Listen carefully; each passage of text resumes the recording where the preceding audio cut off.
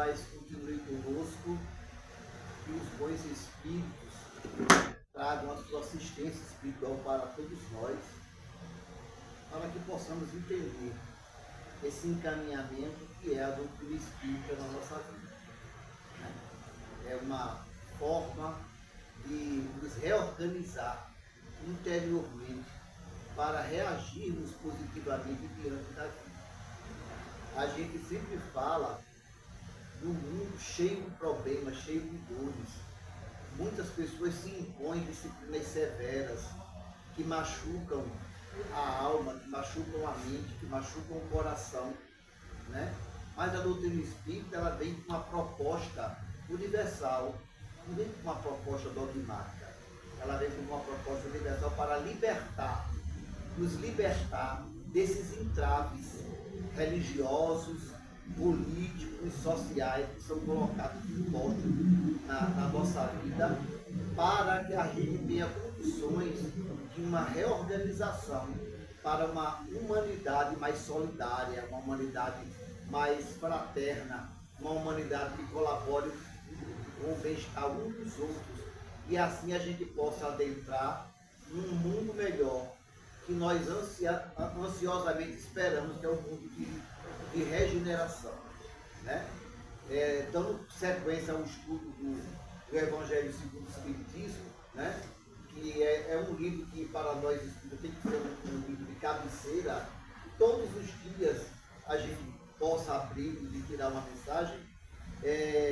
No capítulo 3, há muitas moradas na casa de meu pai. Vocês vêm acompanhando nas sextas-feiras que falamos sobre o mundo de provas e de expiações, né? Os mundos primitivos, e agora o mundo de regeneração. E quando a gente fala em mundo de regeneração, as pessoas pensam que a gente vai dormir demônio e vai acordar luz, que vai cair alguma coisa do céu e vai transformar o mundo, e a gente vai entrar naquele mundo feliz.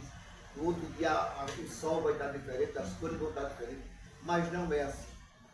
Lentamente, de acordo com a nossa progressão moral, nós vamos entrando vagarosamente nessa nova era.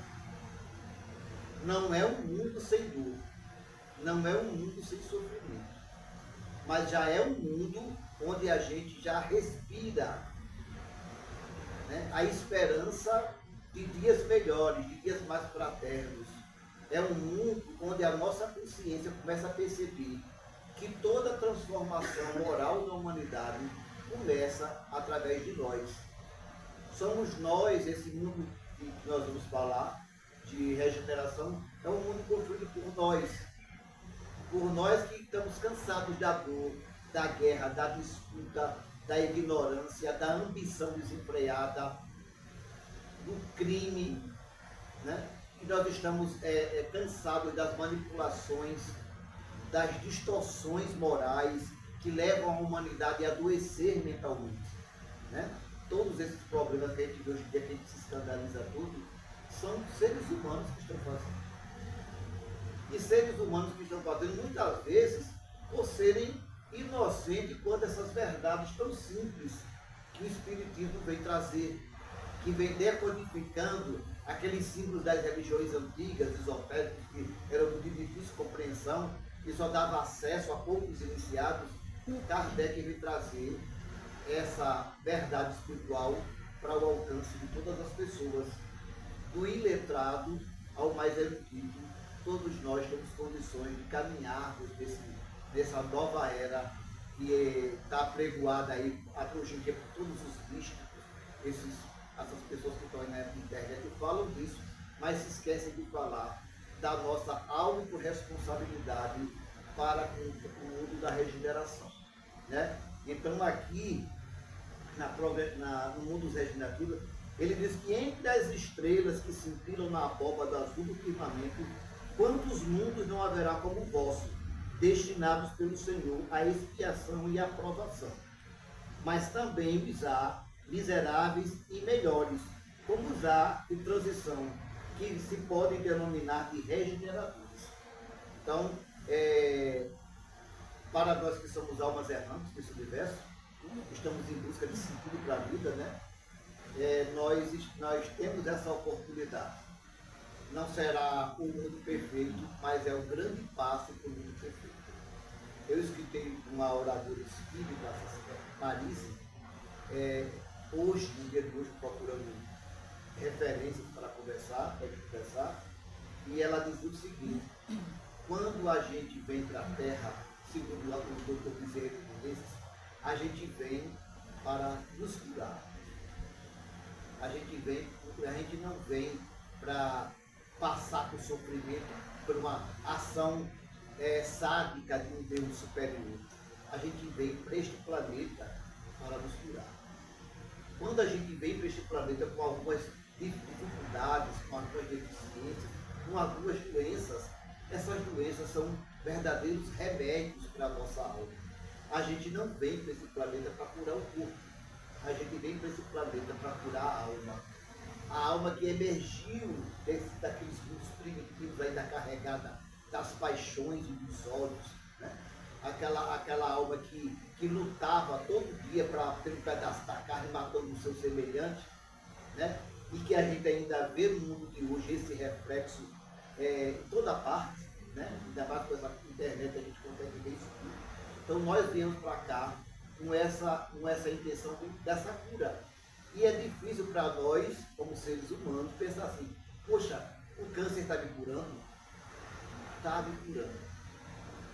E eu não estou negando a ciência, não estou negando a terapia, que a terapia e a ciência também estão amparadas pela espiritualidade. As entidades, de todos os tipos e de todas as compreensões, elas estão no mundo nos ajudando nesse momento. Nós não estamos sós nesse universo, né? Então, se a gente vai para uma escola, tem professores lá com entidades soprando uma intuição para que aquela educação seja renovadora. Assim como no meio da medicina, quantos profissionais da medicina não estão sendo guiados por almas bondosas do mundo espiritual? Então, a medicina, junto com a terapia da moralidade, da autocorreção pela compreensão, porque não adianta a gente se impor: eu tenho que ser bom, eu tenho que engolir o ódio, não posso ter ódio, não posso ter nada, aí de repente vocês podem ter um infarto. Mas quando você pensa assim, o ódio é o amor verde. Já pensou que o ódio pode ser um amor verde? Aquele amor que ainda não sabe aceitar o outro com as diferenças dele, que não sabe ainda compreender o outro do tudo, e a gente leva este amor de um lado possessivo, de paixão, de um lado físico, quando os antigos filósofos já diziam que o amor é a manifestação mais sublime de Deus. E João, na sua inspiração divina, o apóstolo João dizia: Deus é amor. Então, quando fala disso, não está falando num Deus punitivo, num Deus que castiga, está falando num Deus que nos quer ver felizes. Um Deus que nos resgata de nós mesmos, um Deus que nos tira do mais profundo poço da ilusão. Porque o grande problema da humanidade é a ilusão. É vivermos no achismo, é acharmos que nós sabemos tudo e que nós nos metemos a ser doutores de tudo. E a gente não percebe que o próprio planeta Terra, ele é um planeta da diversidade. A quantidade de espécies, animais, vegetais, minerais, mostra que para ter equilíbrio na natureza é preciso uma variedade muito grande de seres. E por que seria diferente do ser humano? Se nós somos habitantes desse planeta, se nós viemos em espírito, mas herdamos uma roupa desse planeta, um corpo desse planeta. Então esse corpo contém todos os elementos que podem nos ajudar nessa compreensão, porque todos nós somos diversos. Mesmo num grupo como esse, que nos guiamos por uma doutrina maravilhosa que é o Espiritismo, mas nós temos as nossas particularidades de compreensão. Aqui mesmo nessa mesa, entre vocês que estão aqui presentes, todos nós temos uma forma de compreender. E por isso que nós estamos precisando urgentemente de sair desse ponto de vista nosso, que a gente acha que é melhor do que todo mundo, e passar no ponto de vista da compreensão. Essa palavra é muito importante, compreensão, porque ela nos leva a olhar o outro de uma maneira diferente. O outro pode ser diferente, mas o outro nunca vai estar errado, porque ele tem a compreensão de vida dele. E se alguma coisa tem que mudar na vida dele, isto é com ele e com Deus, não é conosco. Embora, para que o mundo não se degenere, a gente precisa ir criando leis para organizar a sociedade. Também não estou falando contra as leis e as autoridades constituídas, nem a Constituição do país. Porque elas são muito importantes para manter uma certa rotina dentro da humanidade. Mas a gente não pode ficar engessado nas coisas. As próprias leis, com o tempo, elas vão sendo melhoradas, vão sendo adaptadas para novos tempos. E assim é a nossa vida enquanto é a nossa vida moral. Eu me lembro que quando eu era garoto, uma moça se aventurar a sair sozinha, ter autoridade, os pais já achavam que ela estava perdida. Fulana se perdeu. Mas hoje em dia a gente entende que aquela pessoa, aquela criatura que está ali, ela está desabrochando para a maturidade, que é um ser humano, tanto quanto eu, e que ela tem as percepções e as compreensões dela, e ao invés de ser acusada, ela precisa ser compreendida. Né? Porque nós estamos caminhando todos para o mesmo lado.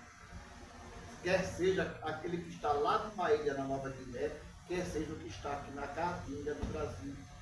Nós estamos caminhando para a mesma direção. Porque as leis naturais, como diz o Espírito, elas estão para todos. Nós não podemos fugir das leis naturais. Por mais que a gente tente, por mais que a gente queira. Então, os mundos regeneradores, né, que não existe só este mundo aqui, né, não somos um planeta habitado do universo, os irmãos aqui já falaram nos comentários anteriores, a vida, ela pulsa no universo, e com várias características também, e parecido conosco também. Existe vida semelhante a nós, por aí, em algum lugar desse universo. Vidas que ainda estão lá atrás, estão brigando por um pedaço do abacate, do animal abatido, e vidas que estão lutando por uma lei de justiça para que as pessoas fiquem em paz. Então existe toda essa diversidade também no universo. Né? Então nós não somos únicos, mas nós estamos caminhando para essa unidade. Mesmo conservando, nós vamos chegar a um ponto onde a gente vai se tornar aquilo que João também disse, vós sois Deus. Não é que a gente vai substituir Deus, mas nós vamos ter uma compreensão muito alinhada com o pensamento dele. O mundo de regeneração é esse primeiro passo. Vocês imaginem quem está nesse mundo agora, quem assiste o jornal, vê o que está acontecendo agora, e chega um ponto que as pessoas começam a não gostar mais, não se importar mais dessa violência toda, e começam a se propor a entrar num mundo melhor. Chico Xavier diz que é em 2052. Eu espero que seja antes. Eu sei que eu não vou ver mais daqui nesse plano físico, mas eu espero que a gente chegue antes nesse lugar, onde as pessoas começam a não aguentar mais a violência, a dor, o desgaste físico que gera tantos problemas. Né? Uma indústria médica que alimenta, que cura sintomas, mas não vai não ver as causas dos problemas humanos. Né? Como diz o Evangelho, a união da ciência com a religião, mas não com a religião instituição dogmática, mas com a religião que pensa na filosofia do amor humano, que é a presença de Deus no ser humano, o amor mais puro, mais desapegado que possa existir. Né? A aurora da felicidade, aqui eu fiz um resumo, mas eu estou lendo tanto Deus, estou a fé está no processo de mudança de um mundo de expiação para um mundo de regeneração, um período de aurora da felicidade. Não é aquela que a gente vai dormir na escuridão, vai acordar na luz, não. Mas é aquela que a gente vai ficar muito grato, muito feliz, porque a cada dia a gente vai vendo brotar aqui e acolá a bondade divina expressa em fraternidade, caridade e solidariedade. Né? O predomínio do bem. Predomínio do bem não quer dizer que todo mundo virou do bem, mas quer dizer que algumas pessoas ainda estão precisando se reeducarem. Eu não digo serem condenadas, eu digo se reeducarem. Elas precisam entrar nessa compreensão de que ela precisa, se ela quer viver bem, porque isso é uma questão de lógica. Se eu quero viver bem numa comunidade, eu vou perturbar a comunidade. Então isso aí é uma coisa que está tomada. Às vezes é um processo obsessivo. Porque como a gente nunca está só, quantas vezes a gente pensa, a gente olha para uma pessoa e toma um abuso daquela pessoa e a gente pensa que cara, a minha persecução, o anjo da guarda não foi bem com aquela pessoa. Porque o anjo da guarda que não vai bem com qualquer ser humano nessa terra. Se eles existem, já está dizendo, para guardar as pessoas. São espíritos benevolentes. Mas tem uns anjos da guarda que eles vão lá perturbar. Então existem muitos processos, né? E segundo também, eu até mandei para minha irmã Marta, essa questão que a Marise também fala, né? Que segundo Bezerra de Menezes, essa época é a época de uma doença muito grande chamada obsessão espiritual. Porque eles começam a se definir, eles começam a perder território e eles vão justamente atacar o lado mais fraco da humanidade. E esse extremismo que a gente vê hoje em dia, fulano é de A, fulano é de B, fulano matou a esposa, essas coisas todas é um sinal de que as forças morais do bem, a ação de Deus está chegando e eles estão começando a se desesperar e entrar para o extremismo. Então nós espíritos, como é que ficamos? Quais são o que é que o Espiritismo de Jesus, que foi traduzido com muita clareza pelo Espiritismo, ele precisa, né? Que primeiro orai e vigiai para que não caia em tentação. Então a oração ela é uma grande conectora com um lado melhor. Mas quando eu falo oração, não é a oração que for da petição, mas é a oração que a gente busca orientação para o dia, compreensão para aquilo que a gente não entende. Você chega e você, o seu chefe lhe trata mal, e aí, em vez de você responder, correr o risco de perder o emprego, você vai para um canto, meu Deus, por que isso está acontecendo? Procurar este conforto na espiritualidade superior. A outra coisa, a reforma íntima. E as pessoas pensam que reforma íntima é traçar assim, a partir de hoje eu não vou beber, não vou fumar, não vou dizer palavras. Não, não é isso. Mas é ser sincero com você mesmo. Ser autêntico com você mesmo. Enxergar seus defeitos. Reforma íntima conversa com a gente enxergando os defeitos da gente. Às vezes é muito difícil, porque esses defeitos já vêm de gerações. Eles são repassados da educação que a gente recebeu. Às vezes não é imoral e não é coisa de louco você procurar uma terapia, procurar um psicólogo que ajude você, procurar um psiquiatra para receitar um remédio para tirar você de uma crise de ansiedade. E evangelho, terapia do evangelho.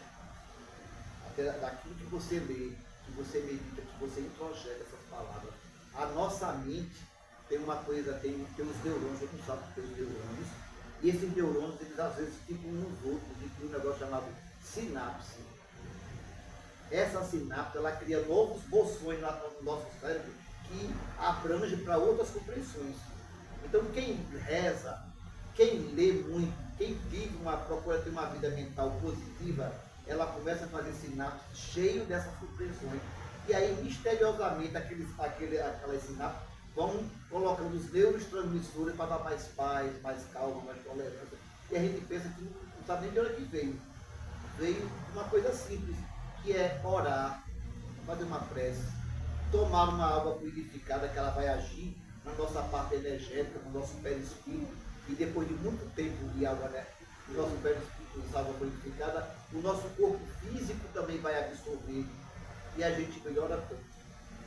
Né? Eu cheguei aqui nesse estágio, precisando de uma ajuda espiritual. E eu encontrei aqui um lugar. Do mesmo jeito que eu encontrei, qualquer um de nós pode encontrar aqui também esse conforto, pode encontrar também essa paz de espírito que me tomou, que fazia tempo que eu não sentia, e eu voltei naturalmente ao equilíbrio. Mas eu não abandonei cuidados médicos, essas coisas não. Mas eu acrescentei uma coisa que para mim tem um significado muito grande, que acho que todo mundo quer, mas às vezes é difícil de encontrar, que é paz de espírito. Principalmente no convívio mais direto com as pessoas, naquele lado onde as pessoas estão cara a cara um com o outro, os casamentos, nas relações familiares, nas relações profissionais, a gente às vezes é difícil se chocar. Eu digo os dias sempre que é muito fácil você ir no viaduto com uma ruma de quentinha para fazer caridade, fazer uma prece, e deixar lá e depois ir embora para casa. Mas eu quero ver quando você volta em casa, que chega lá, que sua mulher pergunta assim, por que você chegou essa hora? Aí você estava numa boa, mas de repente você acessou. Quando a sua mãe dizia, você vive, não faz nada direito, você é atrasado em tudo. Acessa seu subconsciente. O espíritozinho que nem está querendo que você saia do seu trabalho espiritual, vai lá e diz, relaxa. E aí você olha para a sua mulher, dá 3 gritos dela, começou a confusão. Então, nós temos essa questão em mente hoje em dia. O apaziguamento dentro dos lares. Né? Quem trabalha com aconselhamento, como a gente no estudo, entender muito. O grande problema começa dentro do lar. Depois que tem aqueles vizinhos que incomodam a pessoa e tem as relações dentro do trabalho. Principalmente se houver competição dentro do trabalho. Onde há competição, há uma tendência das pessoas, nem todo mundo que está lá fora entende que para ele chegar onde ele quer chegar, ele pode chegar com a coletividade. Né? Como as crianças do Congo, eles não vão chegar lá no que eu só acho que você sabe essa história. Não. Essa história que o cara queria dar, um americano queria dar um prêmio para a criança que chegasse primeiro no baobá. Quem chegasse a ganhar um prêmio muito grande. E aí as crianças fizeram o quê? Todas deram as mãos e correram todas juntas. O nome disso é Umbu. O que é bom para mim tem que ser bom para você. Entendeu? E aí por que vocês estão fazendo? Você não podia ter ganhado sozinho? Mas não tem graça. Se eles não estiverem felizes ao meu redor, brincando comigo, comemorando comigo, como é que vai ser? Então a pessoa não pensa nisso. Não pensa que a gente pode criar aqui. Eu já vi rivalidades religiosas aí sempre para isso. Todos nós estamos aqui, mas a gente não entende que o melhor é que cada um de nós aqui consiga viver bem com o outro, ao invés de criar os grupinhos que vão se confrontar dentro. Né? Então, a gente se anseia esse mundo de regeneração, a gente anseia esse mundo de regeneração, comecemos por nós. Comecemos agora. O passado não vai voltar. O futuro é uma incógnita. Mas o presente é a única coisa que a gente tem de fato para movimentar o nosso corpo, a nossa vida, o nosso espírito, as nossas emoções, os nossos sentimentos. É no dia de hoje que nós precisamos nos movimentar para isso, para alcançar. Não precisa forçar, não. Não precisa a pessoa pegar o chicotinho com aquelas pontas que pegam para ficar se chicoteando para melhorar a vida. Você vai melhorando na medida que você vai compreendendo. Então, leve o tempo que for preciso, mas não abandone diariamente isso aqui. O Evangelho segundo Cristo, nunca abandone isso aqui. Isso aqui é o maior tesouro. Né? Quantas e quantas vezes eu acordei na noite e no desespero eu abri uma palavra e parecia que dizia, ela era para mim, aquela mensagem era para mim. E eu sempre tenho. Não é com essa mesma capa para todo mundo, mas eu vou lá e volto tudo já. Né? Então, comecemos hoje. Né? O foco, eu nem vou falar de foco na evolução, porque é marcado, porque eu acho mais importante a gente focar no agora e no que eu posso fazer por mim, que me sinta melhor, e fazer pelo outro, que o outro não se sinta incomodado com o meu melhor. Porque às vezes eu faço o meu melhor e prejudico os outros. Né? Então eu vou deixar aqui um conceito que a gente falou até ontem. Um filósofo chamado Cícero, era um ano 172, errei o ano. Depois de Cristo. Cícero, ele tinha um conceito de religião vindo de religário, de relegere, que significa tornar a lei, ou seja, forçar a pessoa para se conectar com Deus, ela todo dia tem que rever, fazer uma leitura de si para poder ver se estava de acordo com Deus. Então lá ia mudando de compreensão, porque é impossível duas pessoas se encontrarem e não sair dali duas pessoas diferentes. Né? Então a pessoa fazia isso diariamente. O relegé. Foi Santo Agostinho, com São Tomás de Aquino, que introduziram o conceito de religare, tornar a ligar. Eu, particularmente, sou contra esse conceito, porque Deus nunca se desligou da gente. É impossível, se Deus é onipresente, nós sempre estivemos com Ele, mesmo não percebendo, mesmo na escuridão, mesmo na dor, Deus é conosco sempre. Então, sempre lembre disso, Deus é por nós, Deus é conosco. Tá certo? Muito obrigado pela atenção, desculpe que eu falo, mas que nós estejamos todos em paz.